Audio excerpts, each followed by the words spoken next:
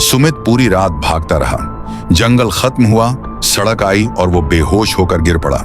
सुबह जब उसकी आंख खुली तो वह पास के एक छोटे से गांव में था। गांव वाले उसे घेर कर खड़े थे। एक बूढ़े आदमी ने डरते हुए पूछा, तू उस हवेली से आया है क्या? सुमित ने कांपती आवाज में हाँ कहा। यह सुनते ही गांव में सन्नाटा छा गया।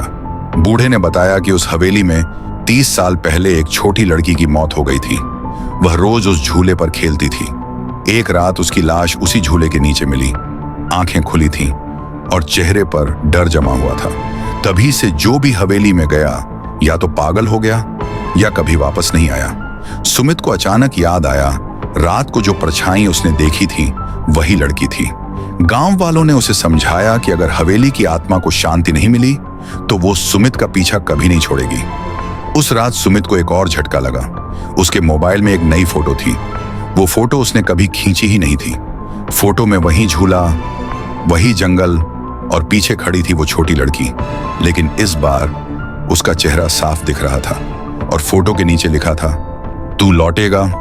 सुमित की सांसें रुकने लगी। खिड़की के बाहर अचानक हवा चलने लगी और उसे फिर से वही हंसी सुनाई दी, ठीक उसी तरह जैसे हवेली में।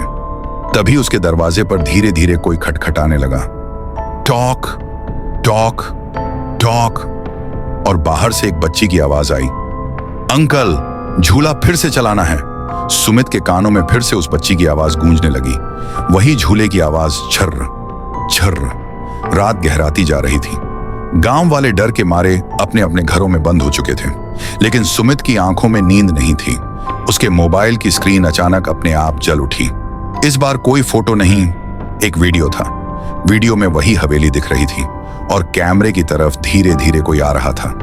वो छोटी लड़की थी, लेकिन अब उसका चेहरा पहले जैसा नहीं था।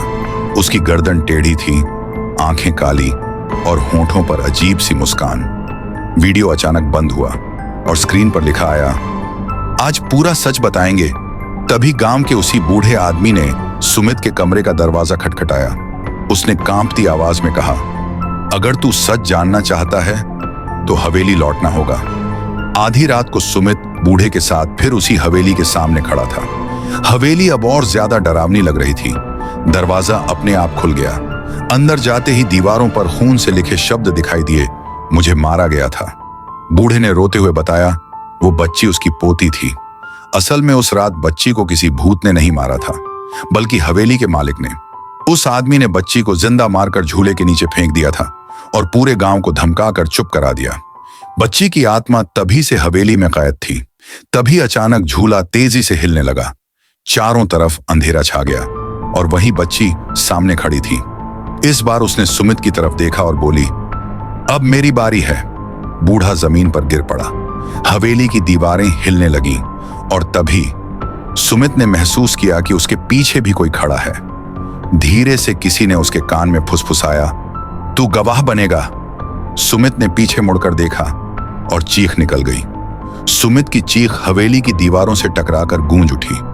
उसके सामने खड़ा साया अब साफ दिखाई दे रहा था।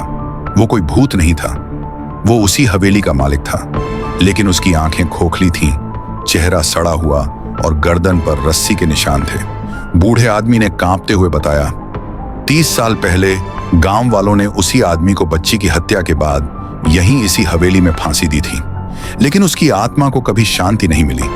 तभी बच्ची की आत्मा आगे आई।